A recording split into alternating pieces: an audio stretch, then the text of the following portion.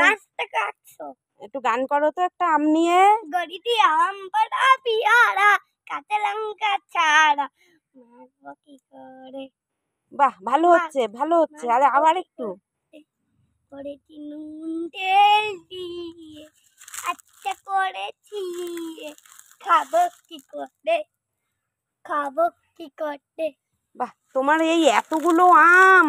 হ্যাঁ আম কত করে তোমার এত আম? 12টা আমটা মা নিতে চাইছে। না, তোমার আম কত করে? 100 টাকা। 100 টাকা? হ্যাঁ। বাহ, আমগুলো তো দারুণ। দাম এরকম।